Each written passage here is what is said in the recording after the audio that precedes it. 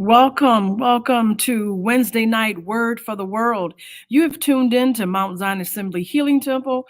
We are located 4300 North Green Bay Avenue in the beautiful city of Milwaukee, Wisconsin. I'm your host. I'm your pastor, Suffragan Bishop Monica Parchia Price, and it brings me joy just to be a part of this forum that God has allowed us to be here. Many people did not wake up this morning, but we are so happy that God allowed us to open our eyes and see. It's a familiar passage of scripture that I quote often from the Lamentation writer. We know that Jeremiah wrote Lamentation 3:23. It is of the Lord's mercies that we are not consumed, because his compassions fail not. They're new every morning. Great is thy faithfulness. And God, as I always say, God is always faithful to us, and we not be faithful to him. We may not be faithful to him, but he allows us another opportunity, a new lease on life, to get it straight every day. We have an opportunity to say, thank you, Lord, for all you've done for me.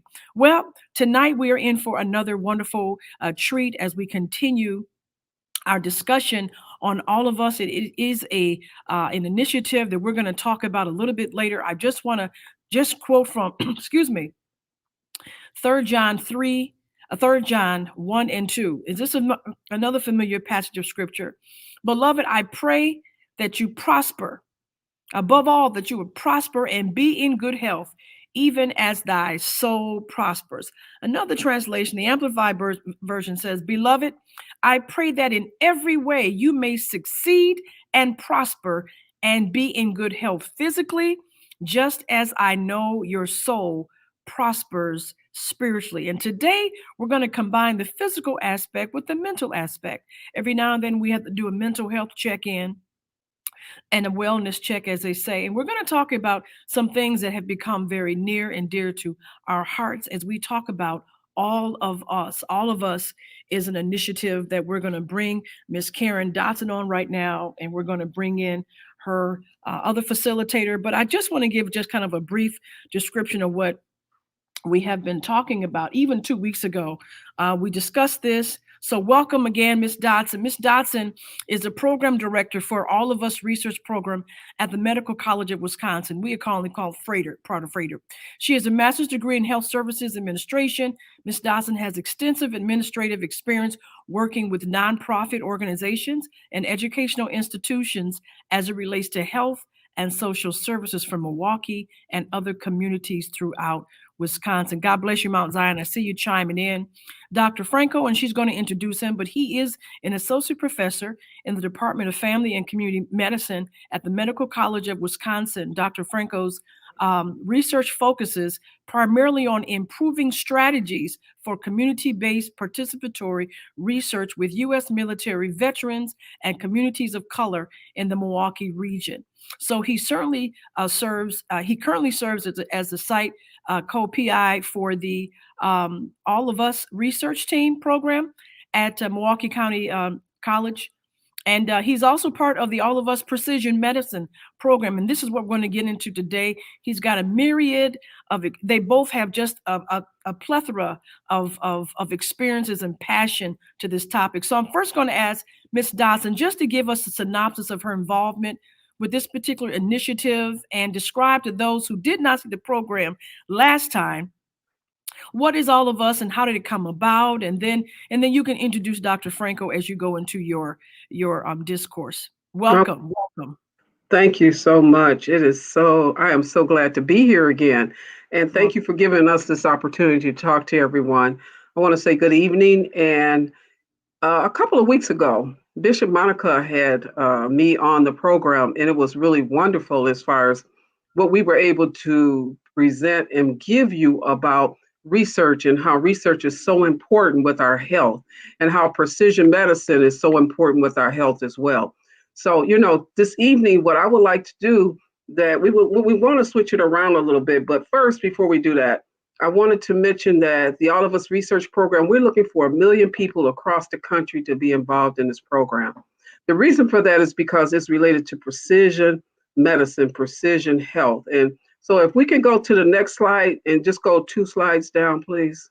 Yes, the All of Us research program is historic, and it's a longitudinal effort to gather data from 1 million or more people living in the United States to accelerate research and improve health. Researchers will use all of us data to study how individual differences with lifestyle, socioeconomic, environment, biology affect health care, health, and disease. And so this is something that actually started back with President Obama days, and he really started looking at how great it would be if we had something that we could actually prescribed to allow for us to be healed or feel better. And so precision medicine is something that this program is really looking at.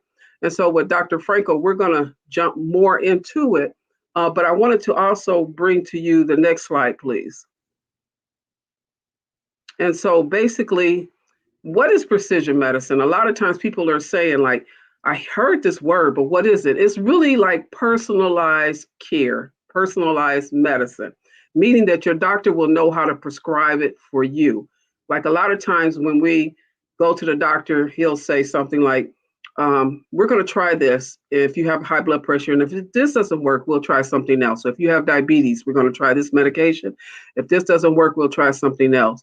So what precision medicine or personalized medicine is, your doctor can say, based on your genetics and your makeup, this is exactly what should work for you most likely. So it's the guessing is out of that and it's more precise. So that is something that we are looking at wanting to do. And so I would like to bring on Dr. Franco, and so he can elaborate on this because he's been in it even longer than me. And he is one of the people that really ensures that this program um, goes according to the protocol of what the National Institute of Health requires for this program. Dr. Franco? Dr. Franco, if I can just interject, I want to thank you for being a part. And I just thank you for that introduction about what precision medicine is, because a lot of people, especially in our community, don't understand how this program is going to benefit them. If we can tell our brothers, our African-American brothers and sisters, or Latina, whatever, this medicine, it was going to be tailor-made to your body. Because many times we take medicines that don't do well because it wasn't made for our body. Biologically, it seems to intercept the process of healing. So I'm really excited that this program is underway. Thank you, Dr. Franco. It's a real pleasure to be here, and thank you for having us. And I think exactly what you both have just said is the fundamental point, which is that up until now, one of the limiting factors for us has been that we haven't really recruited and worked with all different communities to make sure that our research in biomedical, the biomedical topics that we're touching on, in terms of therapy development, all these different things, by and large, the data for that has been driven from, I would say, what we might call it sort of traditional data sets, right? Which are typically white, middle-aged men. And there's a lot of other people in this country, right? Yeah. a lot of different types of people. And so the name of the project is All of Us for a reason, right? We cannot continue to develop medication and therapies that's just tailored to one group, because America is so diverse and so multifaceted. Yeah. And so the title All of Us is trying to remind us that we need to have African American, Hispanic, LGBTQ, disabled, abled, everybody, doesn't matter. Whatever our perspectives are, differences, all these different pieces of life. There's a lot of sort of political stuff in the air around that. But the reality is we're all here. We're all in America. We're all trying to get by. And our research also has to reflect the diversity that is, from my perspective, the beauty of this country. And so it's a really important message. Just the title of the program, right, is if we're going to solve some of the more complex problems in healthcare, we all have to be together in that process, everyone. Great. Okay, so I'm going to ask if we can go to the next slide, please. And so, as I talked about last time when we were able to present to you, we talked about how the All of Us mission is really to accelerate health research. And it's going to allow for things to be tailored exactly for all of us. And the reason why we're really looking at 1 million people is because the more people you get involved in the program, the more diversity, the more different types of people are going to be involved, And which means then that, yeah, so what it really means is that if you have something that is rare, a rare condition or a rare disease, well, there's more likely that you're going to find more people with some of those similarities. So this will allow for researchers to be able to see the uniqueness of people. And it also allows for people to share their medical records so they can follow you over time and they can see like if certain things change. And so it's really a program that allows for um, a continuation. It's not something like, it's not like a clinical trials program. I think some people get confused with that, Bishop Monica, where they think, oh, they're going to try certain medications on me or whatever. No, this is just for researchers to see what is your DNA, what is your genetics, what works with you. And the goal is to really start looking at how then they can identify certain, situations related to your health that might be like similarities or things of that nature from others to identify what works well. And so this process is really, really strategic as far as how it moves through to allow for it to continue to build because we ask questions about like what is your lifestyle, where do you live, what areas are you in, an apartment, a single home. So there's a lot of things that go on, and a lot of times when you start looking at your location of where you live, if you live in the city or if you live in rural areas, if your income levels are a certain way, if you have a house that possibly you might have, lead pipes and things like that.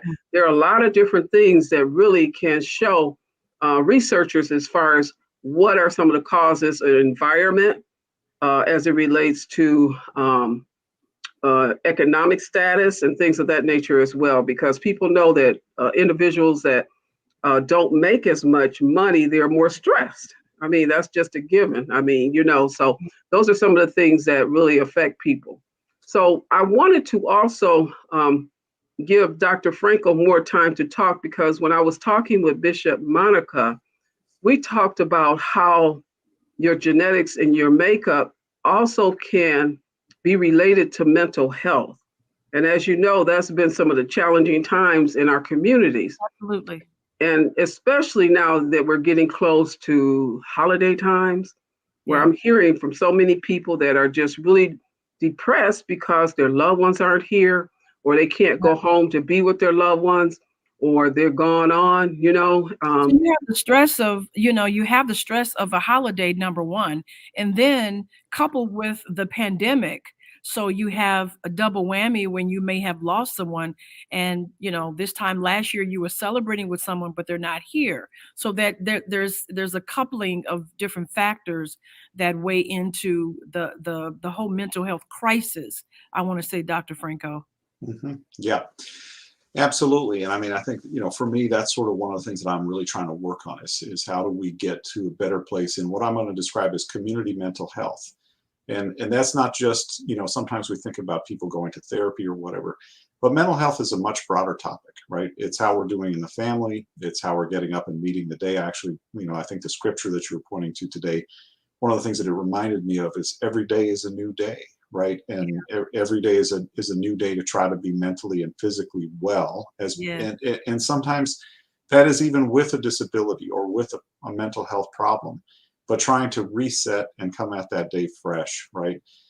And so I'm really trying to look at mental health from a broader perspective than just sort of what we consider traditional therapy, right? How do we encourage one another, whether that's through our faith traditions or through peer support in the community, many different strategies to try to help people understand mental health considerations a little bit better.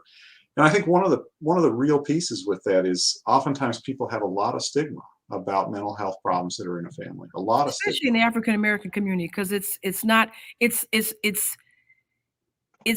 been a stigma to receive therapy.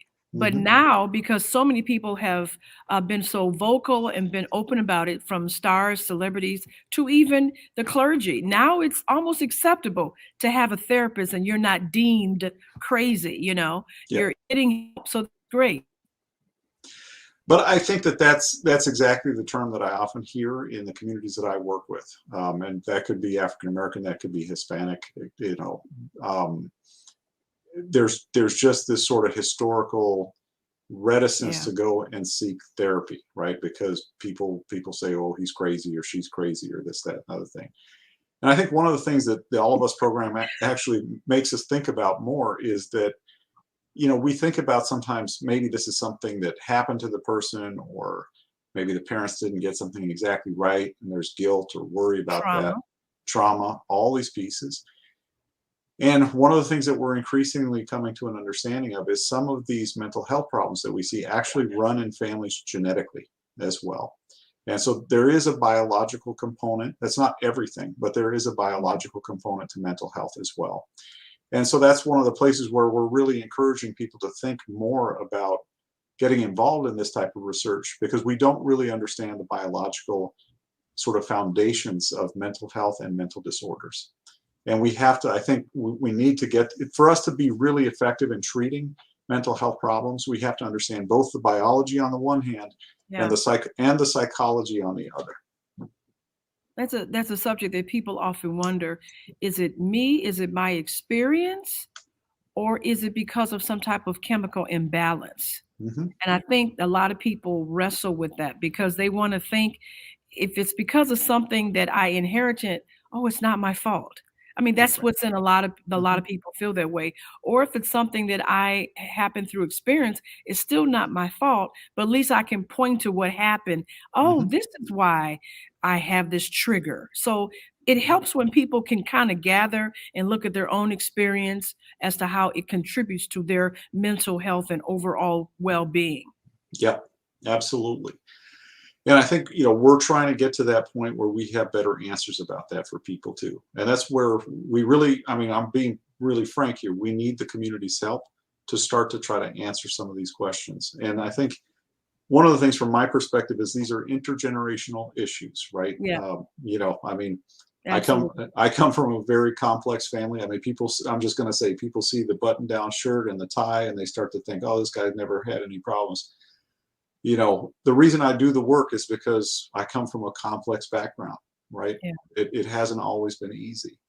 And I think helping people to see that experience is part of it, right? Yeah.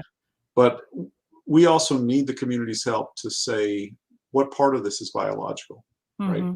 And so that's, one of the real take homes for me in this work is that there's at least 5 or 6 major sort of disorders, if you will, in mental health arena. They're actually listed on that slide. I don't know if we can come back to that for just a second. Yeah. So they're autism, ADHD, bipolar disorder, major depression, and schizophrenia all have a genetic component to them, right? And so we're just starting to understand that better. And actually at the bottom of this slide, I have the citation for this. And one of the things that I wanted to point out to folks is that this isn't just sort of words on a slide deck, right? There's actual science behind it. And we're in a day and age when I think it's important to point to the science, just like what's funny is I think scripture and science are 2 sides of the same coin for me. Yes. They both are pointing to evidence, right? Evidence from a spiritual side and evidence from a scientific side. And for us on the science side, we also have a citation. And so I actually wanted to put the citation in the slide. And this points directly to the study that was conducted. It's called Identification of Risk Loci for Shared Effects of 5 Major Psychiatric Disorders, a Genome-Wide Analysis. And what it's showing is that these 5 or 6 disorders have shared genetic components. They actually overlap genetically. And that's something that we couldn't have known 20 years ago before the whole genome project came into being.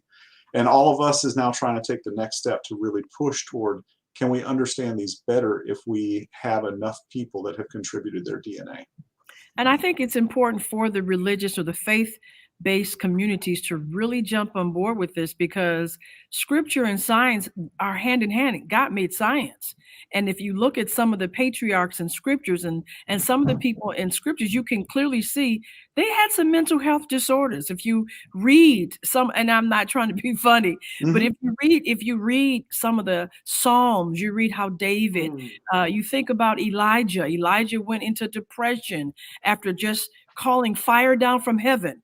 And if you look at those books in First Kings, Second Kings, and the books, you can see where the prophets were on these incredible highs. They just got through being a prophet of God, and then the next day he's running from Jezebel and Ahab. He's running for his life. He's scared. And David says, "Oh, if I ascend to heaven, you're there. If I make my bed in hell, you're there." So you can see these high and lows that the people of God have got to understand. We all go through mental health crises from time to time.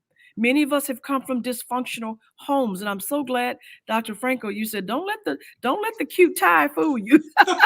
That's right. We've all been through something. Our experiences are different, but yet we can all identify with heartbreak. We can all identify with depression. We can all identify with God. Where are you? I mean, even the best of us, we say, Lord, I know you're there somewhere because you're omnipotent. You're everywhere. But where are you now? And that's where people are in society. Lord, where are you now? And so we're so glad that you guys are explaining this All of Us project, and hopefully Mount Zion will be on board.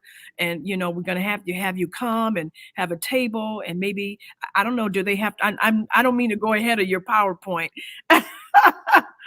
but let's continue on, because some of our listeners are watching, and she's put a few comments up, but I know they have questions about other mental health illnesses. Go ahead. Thank you. Yeah, I mean, I think, some of the other things that we're touching on, anxiety, right, is a big one for people. There's, we can get into some of the sort of the way that we think about diagnosis, but there's something called general anxiety, right? It's just sort of that feeling that something bad is going to happen. For a lot of folks, substance use is there, whether that's alcohol, opioids, things like speed or cocaine. We've really struggled recently with the influx of opioids, both prescription and non-prescription. And the reality is, oftentimes, I work with U.S. military veterans on a daily basis who are addicted or in recovery, right? And the reality, when you talk to them, oftentimes it's not just military trauma, but it's even trauma before military experience that's been compounded. Wow. And then folks start, maybe they get injured. I mean, this is very typical, right? Both in the civilian world and in the military world. Injured on the job, a physician prescribes them some opioids to try to deal with the pain, manage the pain, and then people get stuck. So it can come from trauma. It can come from a physical injury. Lots of different things there. Again, for me, on the sort of military side, I work with a lot of post-traumatic stress disorder situations. But I spent 2 years in civilian clinics here in the Milwaukee and Waukesha areas. And I'll be frank with you, I thought that I had seen everything on the military side. Wow. And then you come out and you're starting to deal with civilian trauma. And, Milwaukee's a complicated city. I'm from Los Angeles, and Los Angeles is a complicated city, but I tell you, Milwaukee is not simple either. No. It's not. And so there's plenty of folks, I think as well as any of us, right, that you're ministering to, that have experienced what I would sort of generally describe as urban trauma. Urban trauma. Right? And that's a tough thing. And I see the question, and can a person with an abusive childhood suffer PTSD? Absolutely. Right? So, I think for children, the sense that themselves or their parent is going to be injured, maybe by someone who's violent in the home, that is a very, very difficult experience, right? And so we have a lot of PTSD in Milwaukee, not in the military community, but just folks walking around who have been traumatized by what they've seen. Adults and children. It happens a lot, when you are traumatized, and we gave the example, I think we gave the analogy last time, kids who hear gunshot wounds, gunshots, they're hearing it all the time. Sometimes they're so used to hearing it, they kind of tune it out, but then that doesn't mean that the trauma is still not there. They just learn how to suppress it, right? Well, absolutely. We had a discussion with a number of African-American leaders at the medical college a few years ago, after there was some difficulty, I'll say, in the community. And I heard some things where folks actually had a crisis plan for their own house of if there was gunfire outside the house, they're going to get into a bathtub or Yep. try to get to a safe place. And, again, sometimes I feel like I've heard it all. I hadn't heard that one before. Really? No, not. You in LA. You didn't go to South Central? I'm from East Los Angeles originally, but Okay. I had never really thought about it as a personal plan. crisis plan. The way Yep. they described it, I thought, wow, I never would have conceptualized it in those terms. It's a real operation. They actually have decided, look, if this happens, you hit the floor. If this Yeah. happens, you go to that room. If this Right. happens, you go in the basement. Yeah. Yeah. And so if you're thinking about it at that level, is there some trauma there? When you hear gunshots going off, is that not just triggering in that moment, but do you have after effects of that? Even if your life wasn't at risk, absolutely, it has an impact on your mental health. Yeah. The other thing I think is really interesting too, that, one of the bullet points here is substance abuse disorders are often rooted in trauma. And I always think about people a lot of times that drink a lot or, take other drugs and all other things that I look at it as those individuals sometimes they're self-medicating themselves Yeah. because Escape trauma. yeah, because it's like they want to feel normal again. They want to have some peace. They want it to be calm, and that's the only way they feel they can is through some of the other different substances. And so we see it a lot in our communities because it's like they don't really. Some people don't have money or dollars for health care or to go see a therapist, or they might feel as though if I go see a therapist, then I'm considered weak, Yeah. and those kinds of things. So it's really interesting when you start looking at the trauma that's really in our communities, and it's so many types of trauma that Dr. Franco can really talk about it as far as how it affects your actual health, just because you had some traumatic experience and that is embedded inside of you. Yeah, absolutely. It's real. And Okay. I mean, I think one of the fascinating things about this is we're actually starting, the National Institutes of Health has been looking at the genetic impact of PTSD, right? Wow. And not just in one generation, but across generations, right? And that's one of the difficulties with some of this stuff too, is that there is oftentimes multi-generational impact. And so that's where I'm really, in a sense, I'm asking folks, all the folks that we're working with, can we get ahead of this? So that the traumas that we have experienced as adults, in a sense, that we start to try to filter that out for the next generation, right? And if there are some healthcare implications, if there are ways that we can improve healthcare, one of the things for the All of Us program is I'll probably be retired before the innovations that come from this work are on the table. Right. And that's the buy-in. That's the buy-in. That's the buy-in we have to share with the community. Look, this is not an overnight a testing system. This is going to take some time. And because some of us are already quite mature, we would really have to buy in the young people.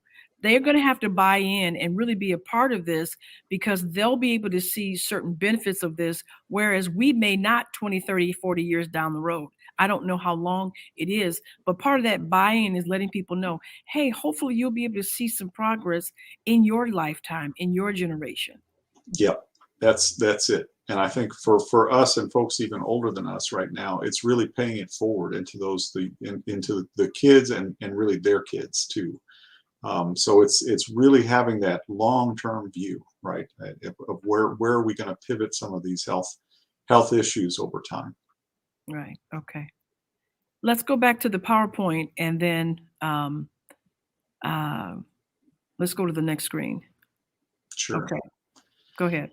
So, I think kind of like what we touched on at the very beginning, as you were mentioning the scripture, and as I was reflecting on sort of the new day, right? So one of the points right here about mental wellness. So the first couple slides are really dealing with, in some senses, some of the toughest issues in mental health, some of the tough problems for us to try to work on. But what can we do at a practical level? So waking up and trying to have a positive attitude about the day. I've worked with a number of different hospital systems that have had almost a breakfast or early morning reflection for folks that are inpatient mental health healthcare recipients, right? They're patients of the hospital. And the first thing that we would do is to reflect early in the morning, right? Try to set the day off on a good foot. And I think the churches also do the same thing, right? Mhm. Wake up and either, different traditions have different ways of coming at it. I've worked with some Jewish physicians, and they would actually get together before they started practice in the morning and just pray for half an hour. Yeah. As a group, Yeah. right? And I'm sure that your temple does much the same work, right? The healing temple that you have. Mhm. Thinking about how we start the day off is a really critical piece. Yes. I think one of the things, it's easy to say, it's tougher to do, is learning to carry on even when there's adversity, right? And that can come across as trite. That can come across as, you don't know how hard I've had it. But for the folks that have walked forward, even when things are falling apart around them, Mhm. I think that is it. The reality is just, it's one of the things that we have to learn, right? Some of the younger generation call it adulting, you know, and I think we're trying to really think through, how do we carry forward even when things are tough? Another piece is just trying to get to a calm spot, right? So there's different strategies. Folks learn over time, I think, what works for them. A lot of calm apps are out there now. People are downloading these some different apps. Yeah. some calmness pieces. I think one of the biggest things that, my kids are now in the early teens, and there are moments when I realize, to be a decent parent, I actually need a break from these kids.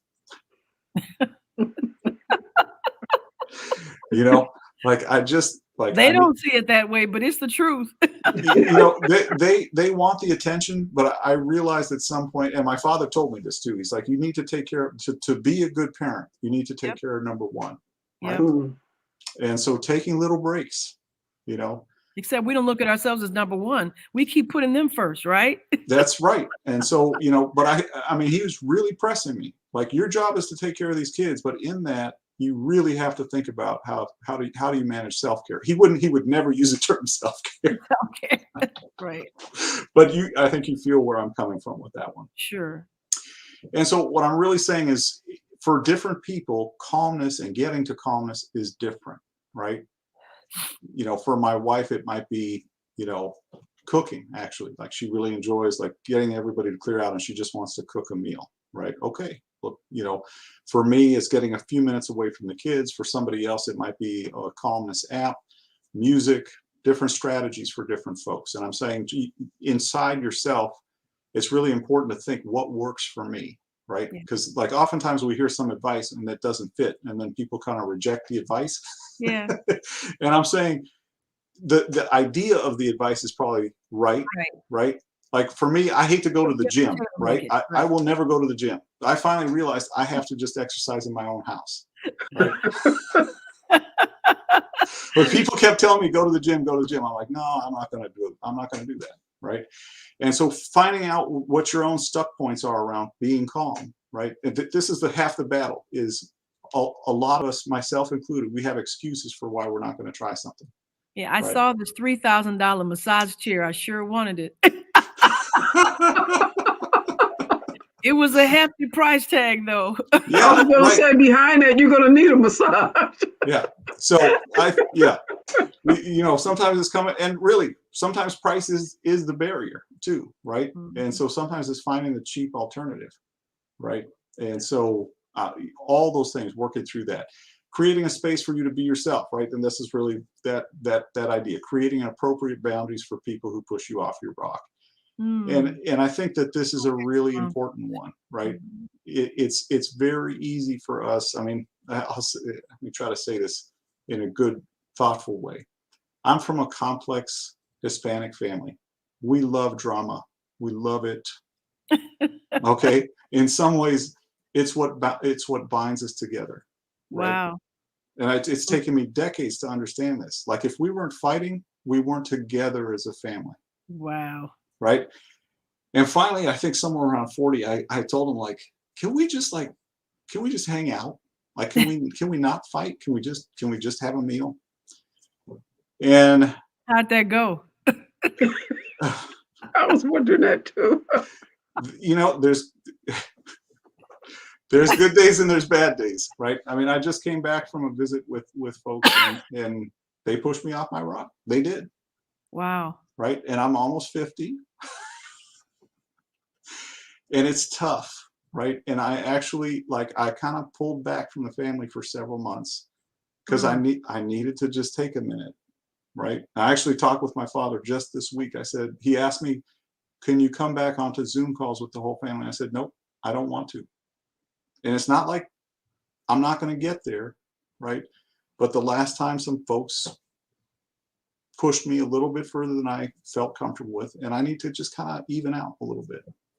So, Dr. Franco, when you say creating appropriate boundaries, number one, how do you create a boundary with someone that you didn't have any boundaries from before? Like everything was just all in your face, and especially with families, spouses, children, how do you create that boundary? And what do you tell that person when there were no boundaries before? Like, in other words, they'll say, well, you never felt this way before. Well, that's exactly what they say. You're not the same. You're not the same person. This was never an issue before. Yeah. Well, I mean, that was also, that was also what part of the problem was. Right. And maybe I am changing. That doesn't mean that I don't want to be involved. Like, we're all of us, I think every person is struggling to get to that spot where they feel comfortable and calm and in relation, but not having these pushes that put us in a bad spot. And I don't think, to the extent possible, it's not about rejecting someone or pushing them completely out of your life. There are times for that. Don't misunderstand me, right? Right. But even the toughest relationships, I think it's a process. You set one boundary, you try to hold to that. You talk through it if you can. This is why I'm doing this. This is how it feels for me. I think one of the most important things. This is how it feels for me when we push past that boundary, right? This is what it does to me, right? And to let that person know it's making me uncomfortable when this happens. Okay. And it would be better for me if we do this other alternative. And trying to hold to that, right? I mean, have there been times when I haven't picked up the phone when one of my brother's calls? Yes. Right.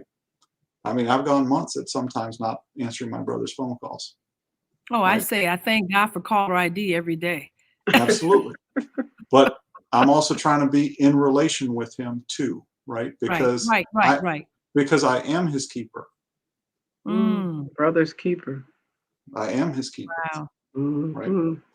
So I like the fact that you have what is mental wellness as opposed to mental illness, because we always talk about illness, but sometimes people don't get to the wellness part and they're just inundated with all these disorders, and you may have this and maybe you have that, instead of saying, hey, look at the wellness part of it. Look at what you can do. You can carry on even in the face of adversity. You can go to a calm space. And I think we have to be more solution based.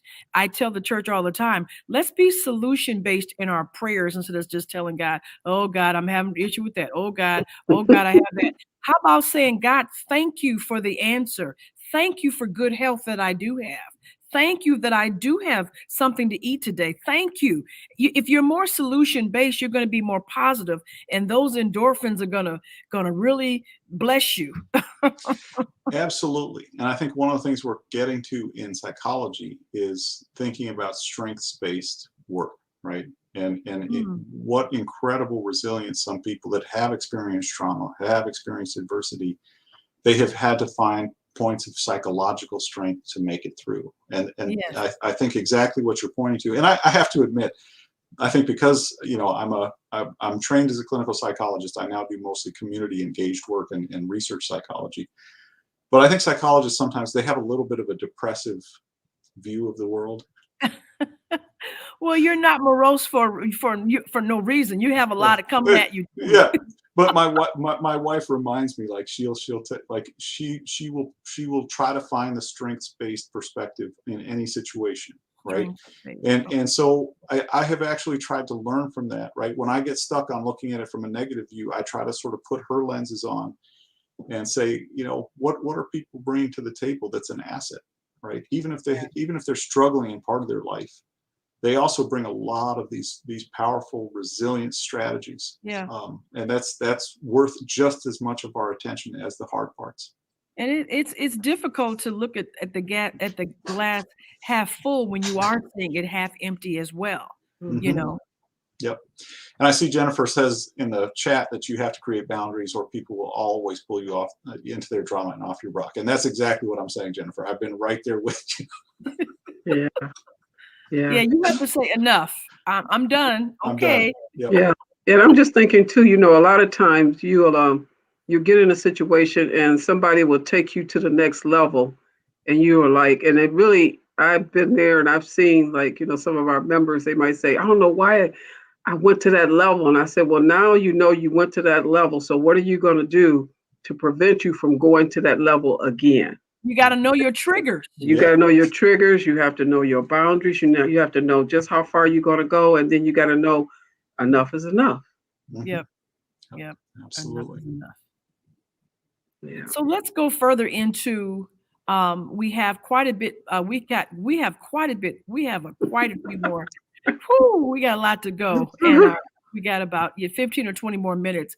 But let's go quickly through this psychotherapies. Yep. So there's a lot of different psychotherapies that are out there. There's actually hundreds of different approaches.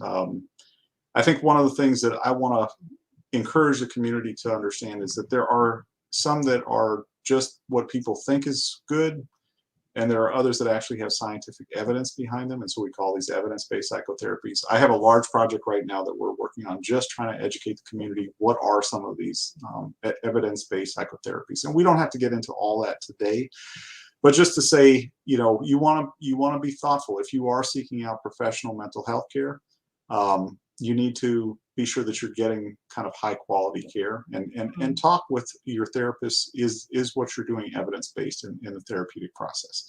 And we can get into that maybe more another day. I think So, Dr. Franco, I have a question for you. When you say evidence-based, can you let people know what that term really means?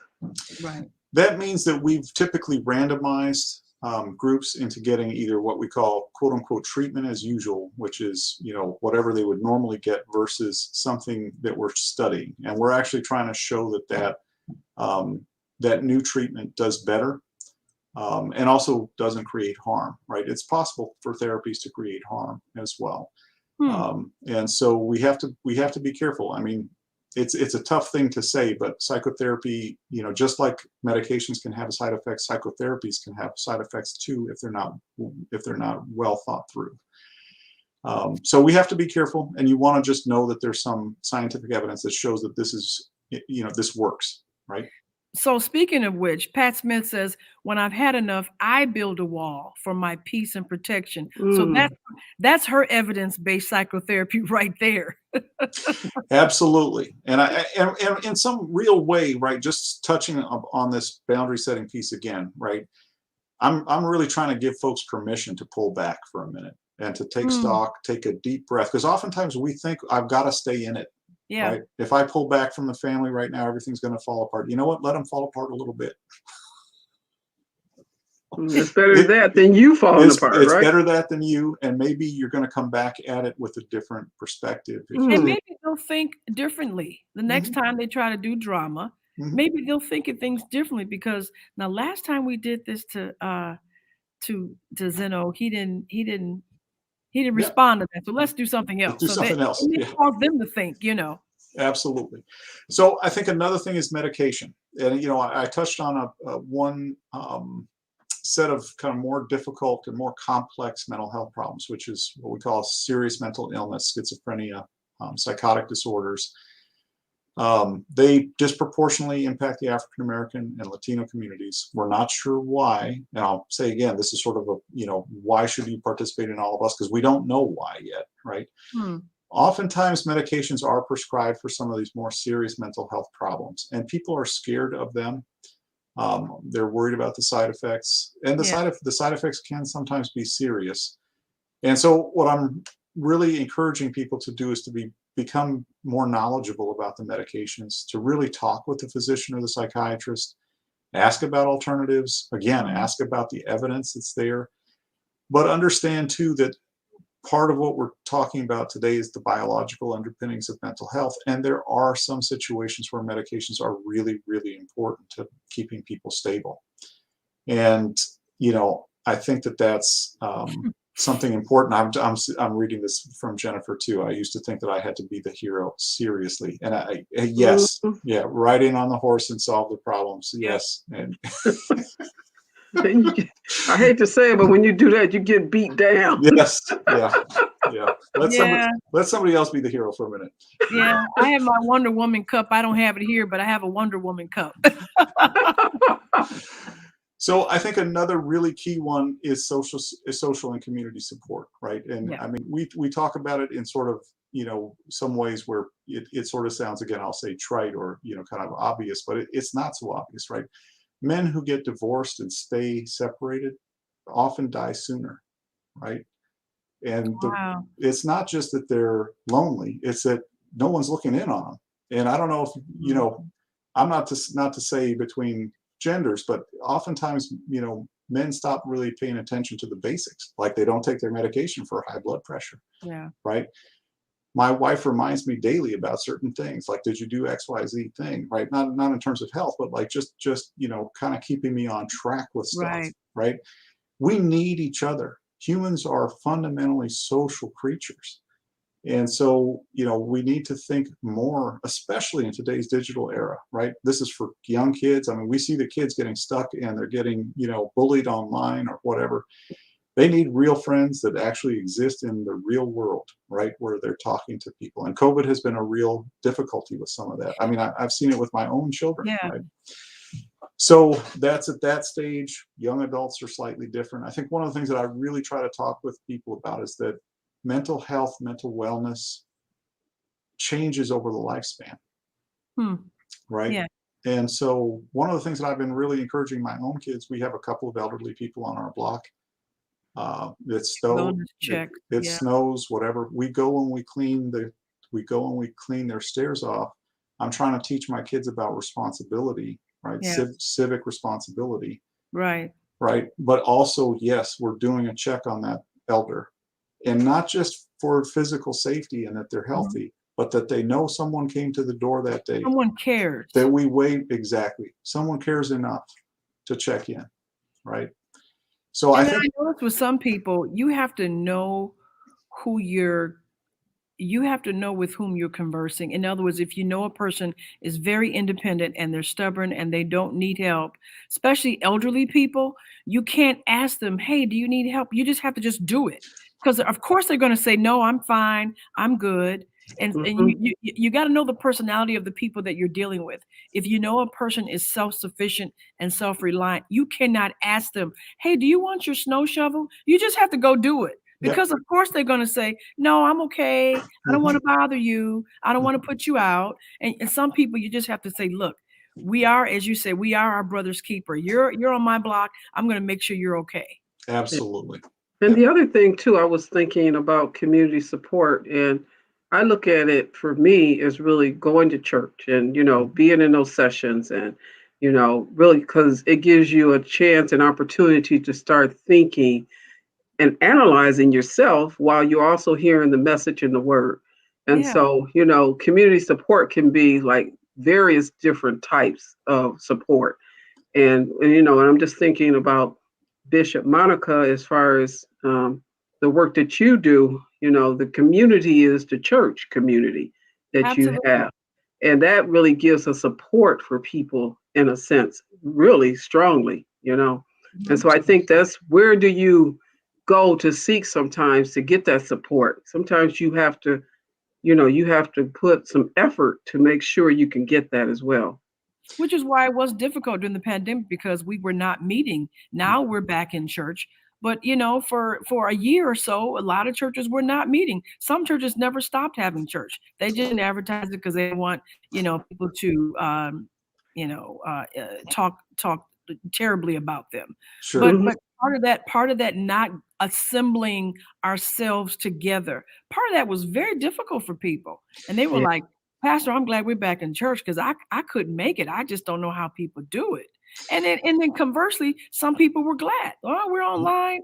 Oh, like right now, we're online right now. So a lot of people who are not coming to the church, they're able to still engage. feel a sense of peace online, Yeah. Yeah, and I mean, I think, you know, I'll just come back to one of the comments that Jennifer made just real quick. Is, you know, she said, is it sometimes a combination, right? And I think exactly, sometimes we may need a combination.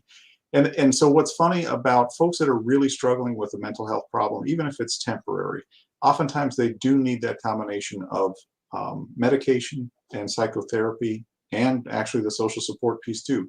But if you look at the evidence, the best treatments are often combined treatments where we're working both with the sort of traditional psychotherapy and the drugs to try to get at the problem. So, you know, that's just something for people to hold on to, right? Is the combined therapy is oftentimes the most effective. So I see here that's true, especially for people who've never been able to depend on each other, disappointments. Yes. So what's funny is we're talking about boundaries and setting boundaries. On the other hand, sometimes people have such strong boundaries up that they can't take help, right? And I talk a little bit about, so I do quite a bit of work in men's wellness, right? Because I work with U.S. military veterans, and it's 85% men, right? Wow. And so, you know, I think in the African American community too, there's a lot of stigma within men about mental health. Absolutely. Right. There's a lot of the sense of, and I don't speak. And many of them need it the most. And I'm trying to be clear. I'm speaking from my own experience working with men, right? I may not have walked the exact path, right? But in my experience, a lot of African American men are afraid to admit to having problems, right?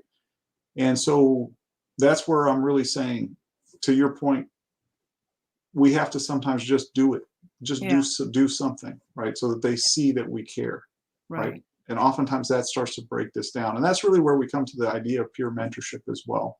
And so I've been working a lot in what I would describe as paraprofessional support, not necessarily a therapist, but someone from the community who has at least some basic mental health training. And this is where the churches are some of the strongest organizations, but there are many different approaches to peer support: Alcoholics Anonymous, you know, Narcotics Anonymous, church programs. But with a little bit of structure, oftentimes we're able to reach a much wider range of people who might not come to a clinic, they might not come to seek care from a therapist, but they will talk to somebody in the community. And I think that's really important for us to think about. Absolutely. So Tiff John says she's been able to exhale and recharge during this period. And I think those are true introverts that have been able to recharge that way because everything was shelter in place and everything was kind of, you know, we didn't travel, we didn't go out as much. And then those people who were extroverts, of course, they suffered because they got their energy from being around other people. And that was another form of just the whole mental wellness piece of, do you recharge better when you're by yourself or when you're with other people? So that's a valid point as well. You know, I think that that's true, but I've seen both introverts and extroverts struggling to kind of get back to it. And my response to that, even for myself, right, I'm also putting myself in there, is I've just started taking one lunch a month with a group of people that I know and trust out, right? And it's a small group. And in a sense, just saying like, you know, I think we need to just get together. No reason, right? Good. And that's, for me, that's been the lesson of the pandemic, right? Is how important those personal connections are. And often, and I'm personally terrible at maintaining them, right? So I have a post-COVID resolution, which is just to take lunch with these 5 or 6 people once a month. Is that a man thing or just You know, I think it's a man thing a little bit, you know. I mean, I've talked with some of my male friends and I told them directly, I said, I'm not good at this and I need you to help me. Right. If I fall off the radar because I'm so busy at work, I need you to check in with me. Yeah, a little nudge every now and then. Absolutely. Yeah. Absolutely. So how far are we going to get into this tonight? Our time is almost up, but if you want to go to the slides that you feel, at this point, I think that we have made a case for this initiative. And at this point, I think it's time for us to really explain the buy-in as to what advantage they're going to see down the road. We can go through these, and you might want to go to a different slide, Tiff. But let's just yeah, this one is good. So here's a promise. Here it is right here. Yeah. Go ahead, Karen. Yeah, basically the promise for all of us participants is to improve the health of future generations, and that's something that we talked about. As far as we know that we might not get the answers or all the answers, Mm-hmm. but yet and still we're going to start making a difference now. And then your Right. children and their children's children are Yes. going to benefit from this as well. Learn about your own health. This is going to be really key because it's going to give you an opportunity to know about your own health.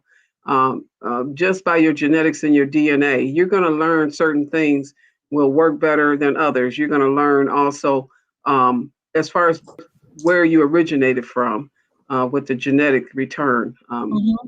The choice to access your own data. You're going to have opportunity once you join the program, as I mentioned the last couple of weeks ago. You're going to take like 3 questionnaires or surveys, and then you will also sign for your electronic health records to be shared with the National Institute of Health. And then you will schedule an appointment to come in with us, and we'll take your blood and urine. Our goal is to also have a pop-up location at Bishop Monica's location as well. Yes. But then what we'll do is that we do recognize, people for coming. So you get a $25 gift card. We realize that's not hardly enough, but we also realize that NIH wants to just show a small appreciation of your time and, your gas. So the other thing is to ensure that their community is included in the studies that lead to new knowledge. That's That is key. really That's key. really key. That is key because if Mhm. we're not at the table, we're not going to be considered. That's just how it is in life. You have to Yeah. be at the table to be considered. We really do. And, and so many medications, and I keep going back to that, or, different things that your physician can prescribe for you is questionable because a lot of the research was related to white male men. Yeah. And that doesn't really work well a lot of times for our makeup and our genetics. And Mm-hmm. also a chance to learn about additional research opportunities.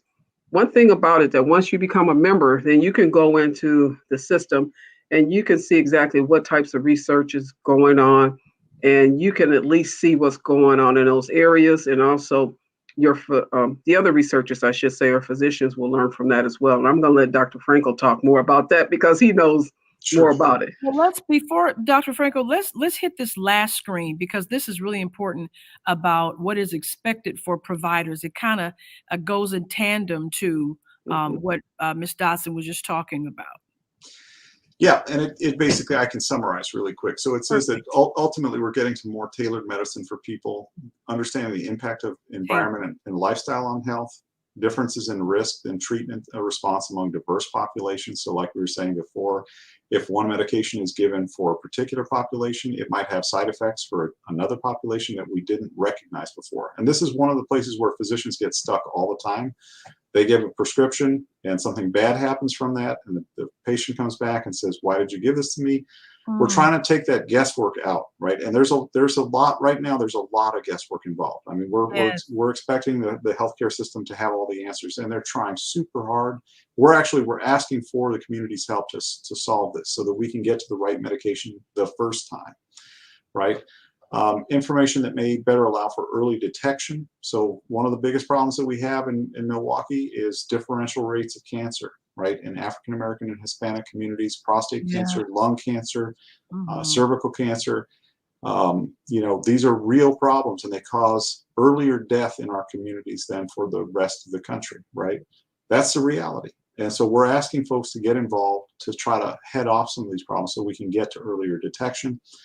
And also what they call better stratification of treatment strategies. It basically gets back to that same idea that we're trying to provide the right medication the first time based on that person's characteristics.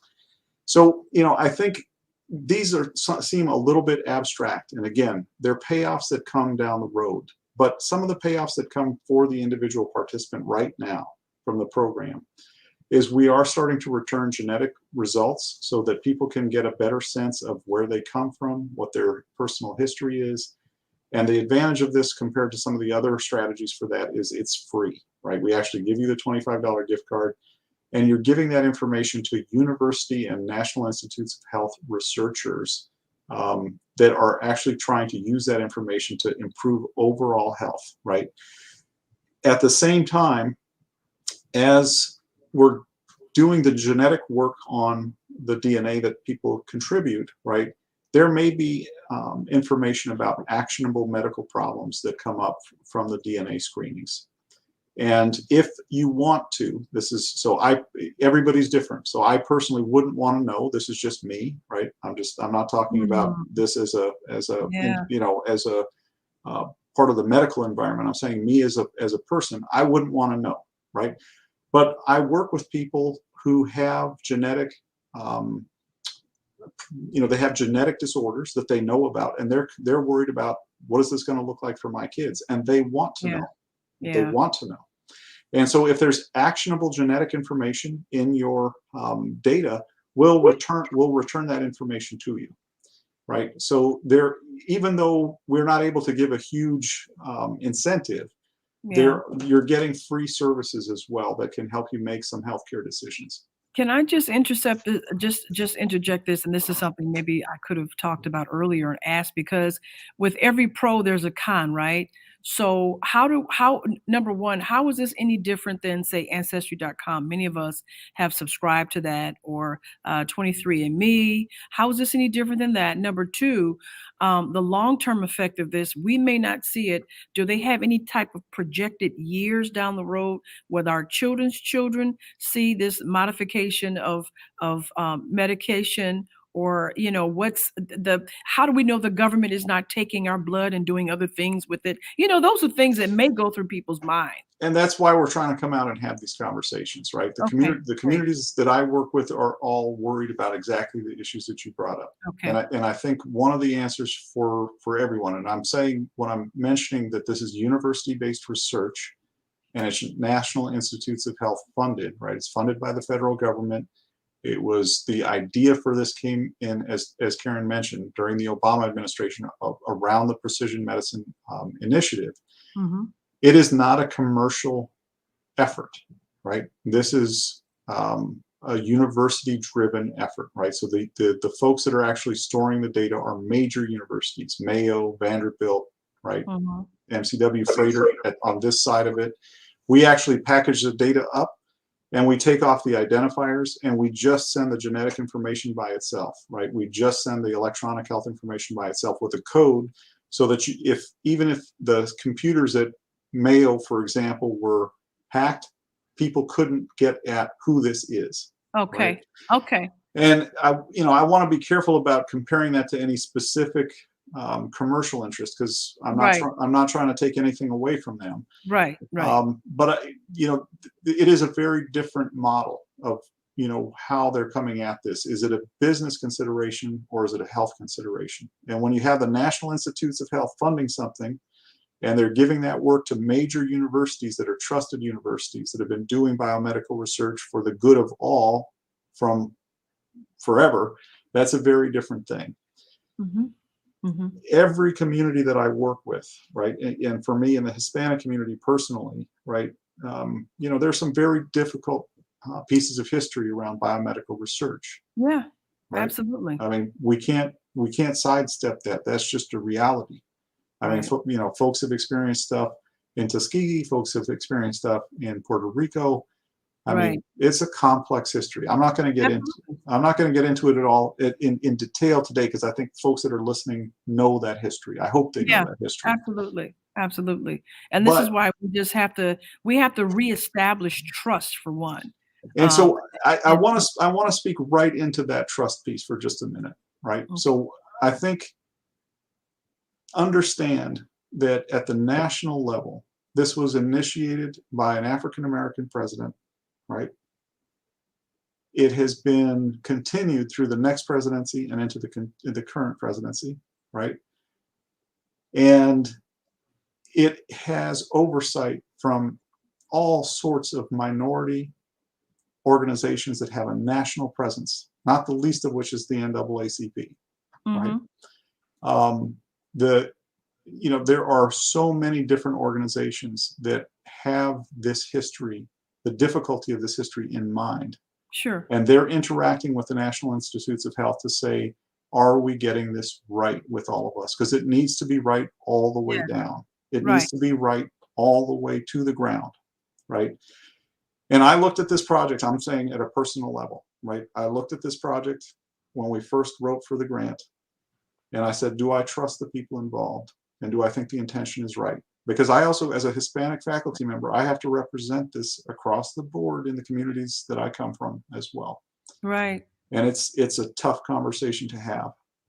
And all I can do, frankly, is just say at a personal level, I trust the people that I'm working with, and I think the intention for this project has been right from the start, and that they have, and this is the critical piece from my perspective, they have oversight from people that know the business, that have been there, that have been watching things go right and watching things go wrong for decades. Mm-hmm. And I think that accountability to the national minority organizations that is there from the top level at the federal level all the way to the work that we're doing on the ground says that we're trying to be transparent about how these data will be used. And I think that that is a promise that we're trying. I'm not saying we'll get everything perfect, right? But it is a promise that we will be as open as we can be, so that anyone can look at this project and say they're doing it correctly. Yeah. And I don't know that you can get that from any other project like this. Well, we appreciate you being at the table, because sometimes it's not until minorities are involved do they even consider our past and the biomedical situations that have happened many, many years ago. So I appreciate you. And Ms. Dotson, I appreciate everything that you are bringing to this. We're in good hands, folks. We're in good shape. And so we have to just trust, as people have been saying, even with the vaccine, that's a whole nother conversation. Mhm. As Oprah says, that's another show. But even with the vaccine, you just have to trust God. You trust science. God is science. Science is God. And so we have to trust the process and just believe and have faith that what we're doing is moving us into the future. So we are very thankful that we have something of this nature, that we can be on the ground floor and our children's children will see, hey, mom and dad and auntie, back in 2021, they did this for us so that, we would have our kids will have a better future. Our great grandkids will have a better future. So I appreciate you for coming on, Dr. Franco. We will definitely be in touch. Ms. Dotson, thank you for your scholarship. And thank you for bringing all this together. And thank you for being a part of that, of this experiment. And I'm going to say a successful experiment, right? Yes, So, definitely. right. Thank you So so much, Bishop Monica. We thank really you. appreciate the time. Thank you. And we will Yeah. definitely have a booth here in the future. For those of you who are going to be here this Saturday, we want to announce our Saturday is the Great Awakening. This is this Saturday. We're starting with 9 a.m. prayer, and then we'll go into 10 o'clock, our encounter. It's called the Great Awakening by speaker, prophet Marcus Beaver. He has an incredible testimony, just of how God has healed his body. He was in a coma, and he heard the doctor, give the time of death. He heard this, and he miraculously came out of the coma, and he's going to share his testimony and what he saw while he was in the spirit world. I don't want to scare anybody, but it's a tremendous testimony of God's healing power. Those of you who have some healing issues, this is Mount Zion Assembly Healing Temple. We believe in the power of faith and prayer. So join us this Saturday from 10 o'clock, starting again with 9 o'clock prayer. I heard you when you said that the rabbis come together and pray first. That's what we're going to do. We're going to be praying at 9 a.m. The service will begin at 10 o'clock, 10 to 12, and then we'll have a little light, chilly lunch afterward, and then you can enjoy the rest of your day. So join us. If not, if you can't do that, join us every Sunday at 12 p.m. We are in the sanctuary, and we just thank you for coming. God bless everyone. Have a great day and a great weekend.